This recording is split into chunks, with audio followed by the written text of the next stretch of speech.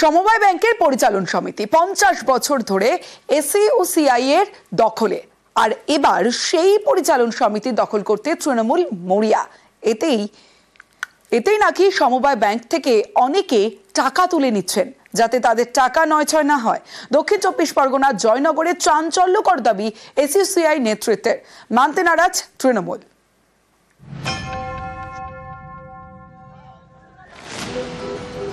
দক্ষিণ Barasat service cooperative society limited, দক্ষিণ 24 পরগনার জয়নগরের সমবায় ব্যাংক।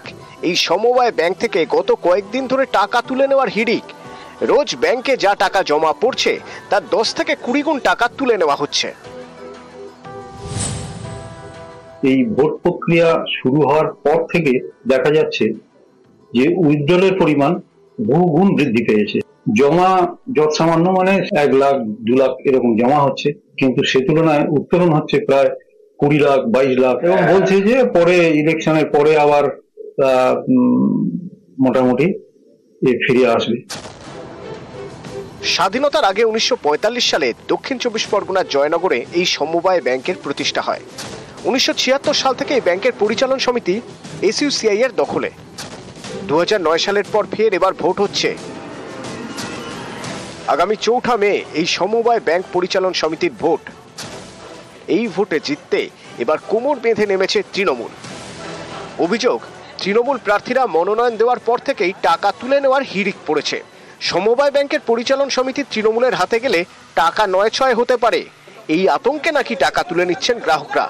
দাবি এসইউসিআই এর। মিউনিসিপ্যালিটি, জয়নগর মিউনিসিপ্যালিটি যেটা আছে, তার একটা নির্বাচন করা হয়, এবং সেই নির্বাচনে বহিরাগত কিছু মানুষ এসে সেখানে সমস্ত বোমটম ফাটিয়ে ছাপ্পা মেরে একটা নির্বাচন হয়, এবং মানুষের ভেতরে আতঙ্ক সৃষ্টি হয়েছিল। সেই সময় ওখানে টাকা রেখেছে, তারা ভাবছে যে ওরা যদি আসে এখানে সোসাইটিটাকে, তার পুঁজিটা নষ্ট করে ফেলতে পারে, এইরকম একটা আশঙ্কা। তারা আস্তে আস্তে এখান থেকে টাকাগুলো একটু তুলে নেওয়ার চেষ্টা করছে। রাজনীতির ঊর্ধ্বে উঠে আমরা প্রার্থী তালিকা তৈরি করেছি। আমরা একটাই কথা বলেছি, কোনো রং থাকবে না এই নির্বাচনে। আমরা মানুষকে ভাবিয়েছি যে আসুন আপনারা এসে এই সমবায়কে ডেভেলপমেন্ট করুন। আমরা আবার এই কোঅপারেটিভে যেমন ভাবে আমরা অর্থ লেনদেন করতাম সেভাবে করব। জয়নগর থেকে অর্পণ মণ্ডল, নিউজ 18 বাংলা। আমার বাংলায় এবার জলপাইগুড়ির খবর দেখাবো। দিনে দুপুরে নদী চুরি, নদী বুঝিয়ে সেই জমি চড়া দামে বিক্রির অভিযোগ। স্থানীয়দের অভিযোগের আঙুল জমি মাফিয়ার থেকে। এ নিয়ে পদক্ষেপের আশ্বাস দিয়েছে পঞ্চায়েত সমিতি।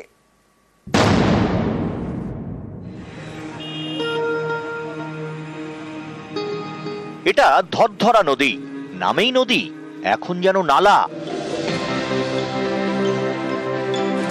এই নদীর বুকে জমি মাফিয়ার নজর। জায়গায় জায়গায় বুঝিয়ে ফেলা হয়েছে নদী, সেই জমি বিক্রি করে দেওয়া হচ্ছে বলে অভিযোগ।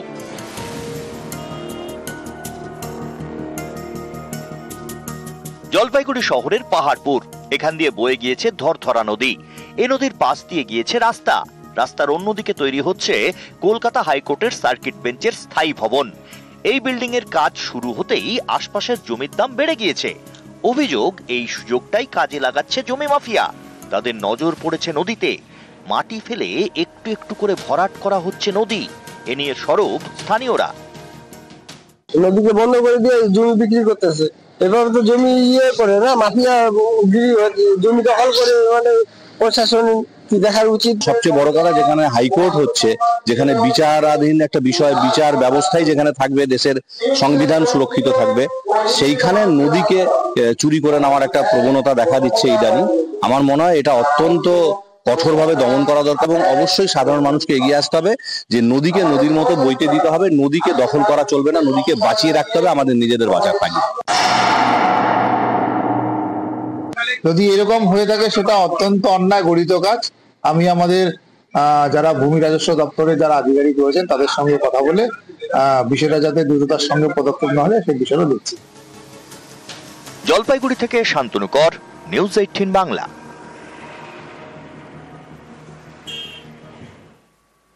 জলপাইগুড়ির ছবিটা দেখলেন, সেখানে নদী চুরি করে চড়া দামে বিক্রি করা হচ্ছে। আর এবার দেখাবো প্রথমে সরকারি জমি বিক্রি আর পরে সেই জমিতেই বেআইনি নির্মাণ। চাঞ্চল্যকর অভিযোগ কোচবিহারের মাথাভাঙায়। পশ্চিম মেদিনীপুরের দাসপুরে আবার বেআইনি নির্মাণ ভাঙার কাজ শুরু করলো সেচ দফতর।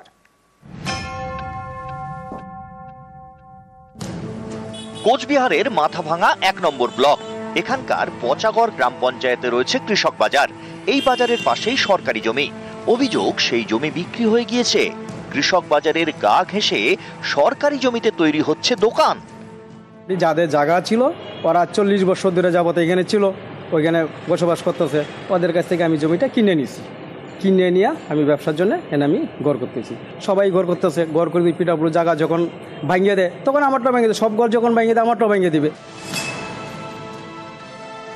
আমরা এই বিষয়ে প্রশাসনের কাছে ভারবালি জানিয়েছিলাম, প্রশাসন কোনো রকম ব্যবস্থা নেয়নি।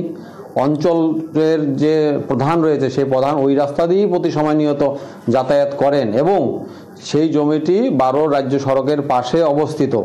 সেই জায়গায় সবারই চোখে পড়ে, এমন নয় যে কারো চোখে পড়ে না।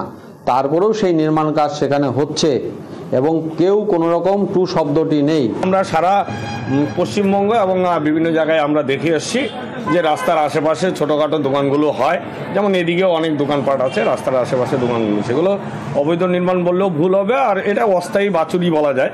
সেগুলো মানুষ দুটা ব্যবসা করে একটু দুটা পয়সা ইনকাম করে খায়, সেটা মানুষের রোজগারের একটা রাস্তা।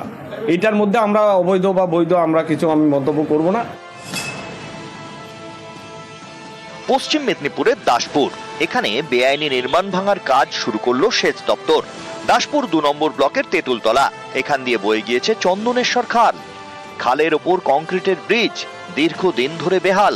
কাটাল মাস্টার প্ল্যান অনুযায়ী এই ব্রিজ এবং খাল সংস্কারের কাজ শুরু করবে সেচ দপ্তর। তার আগে খাল পাড়ে বেআইনি নির্মাণ ভাঙার কাজ শুরু। সেই দপ্তর ভেঙে দিচ্ছে না। সেই দপ্তর সেখানকার যারা আনঅথরাইজ অকুপাই করে বসে আছে তাদেরকে অনুরোধ করা হয়েছে সেগুলোকে সরিয়ে নেওয়ার জন্য। তো সভাপতি তারা নিজেরাই জানিয়ে দিয়েছে যে আমাদের সরানোর সামর্থ্য এই মুহূর্তে নেই, আমরা নিজেরাই কিনি। তো যে কারণে ভেঙে দেওয়া মানে কোনো রকম কনস্পিরেসি বা কোনো রকম জোরপূর্বক কিছু করা হচ্ছে না, ওরা নিজেরাই আমাদের সহযোগিতা করছে। কোচবিহার থেকে রাজেশ দাস এবং পশ্চিম মেদিনীপুর থেকে সুকান্ত চক্রবর্তী, নিউজ 18 বাংলা। কোথাও কাঠের ব্রিজের রেলিং নেই, কোথাও কংক্রিটের ব্রিজের গায়ে ফাটল। আলিপুরদুয়ার, কোচবিহার, হুগলিতে খাল পাড়াপাড়ে পদে পদে বিপদ।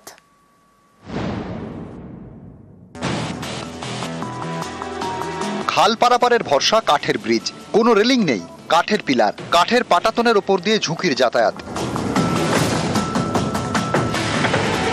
ব্রিজ ভালো নাই, ভাঙতেও পারে, গ্যারান্টি দেওয়া যায় না। এত রিস্ক নিয়ে যাচ্ছেন যে কি করব, এটাই তো মেন রাস্তা না, আর এইদিকে তো আর কোনো রাস্তা নাই। একটা রাস্তা আছে ওইটা তো ভিতরে জঙ্গল দিকে, ওটা তো হাতি গুলা আছে, কি আছে। আলিপুরদুয়ারের শালকুমারের গা ঘেঁষে গিয়েছে একটি খাল। শালকুমার এবং আলিপুরদুয়ার শহরের মধ্যে যাতায়াতে বড় ভরসা এই কাঠের ব্রিজ।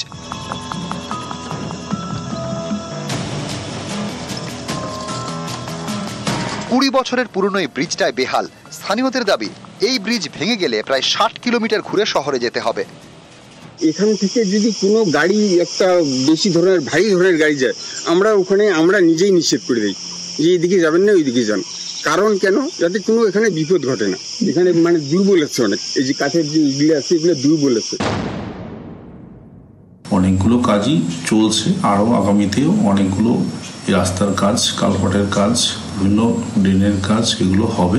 বাজেটগুলো অ্যাপ্রুভাল হয়ে গেছে, আমরা নতুন অর্থবর্ষে এই কাজগুলো খুব তাড়াতাড়ি শুরু করব।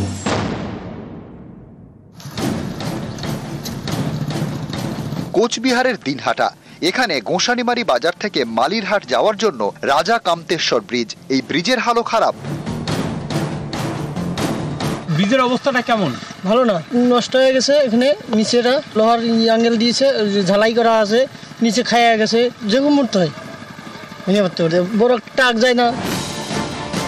নিচে লোহার কাঠামো, উপরে কংক্রিটের ব্রিজ। প্রায় 7000 স্থানীয় বাসিন্দার বড় ভরসা এই ব্রিজ।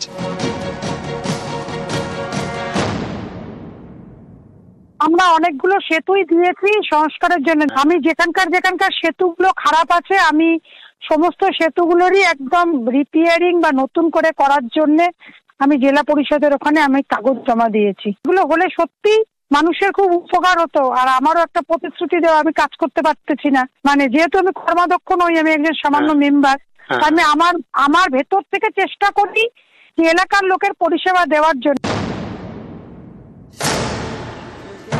বেহাল ব্রিজ, একদিকে রেলিং আছে আর একদিকে নেই। রেলিং নেই, বাঁশ দিয়ে ঠেকনা দেওয়া, কোথাও সেটাও নেই। ব্রিজের দুদিকই খোলা, ঝুঁকি নিয়ে চলছে যাতায়াত। হুগলির ডানকুনির 4 এবং 7 নম্বর ওয়ার্ডের মাঝে ব্রিজ। সেচ দপ্তরের তৈরি করা ডোঙাঘাটা ব্রিজ। খালের উপর ব্রিজের গায়ে ফাটল, রেলিং ভাঙা। এখান থেকে বাইক নিয়ে একজন পড়ে গেছিল খালে, রাতের বেলা তো বেশি রিস্ক, এখানে কোনো লাইট নেই। ওখান থেকে যখন টার্নিং নেবে ওখানেই সামনেটাই ভাঙা, বাইসেন্স ব্রেক না মারতে পারলেই পুরো খালে। ডোঙাঘাটা থেকে দুর্গাপুর এক্সপ্রেস হয়ে যাওয়ার শর্টকাট, এই ব্রিজ বেহাল। এটা তো ইরিগেশন ডিপার্টমেন্টের, ইরিগেশন ডিপার্টমেন্টকে পৌরসভার পক্ষ থেকে জানানো হয়েছে। আমরা যেটুকু শুনেছি যে টেন্ডারও কল করেছিল, তা সেই টেন্ডারটা কোনো কারণে বোধহয় ক্যান্সেল হয়েছে বা কিছু হয়েছে, একটা সমস্যা কিছু টেকনিক্যালি হয়েছে, যার জন্য এটা একটু দেরি হচ্ছে। পৌরসভার চেষ্টায় আছে যত তাড়াতাড়ি সম্ভব এই সমস্যার যাতে সমাধান হয়। নিউজ 18 বাংলা।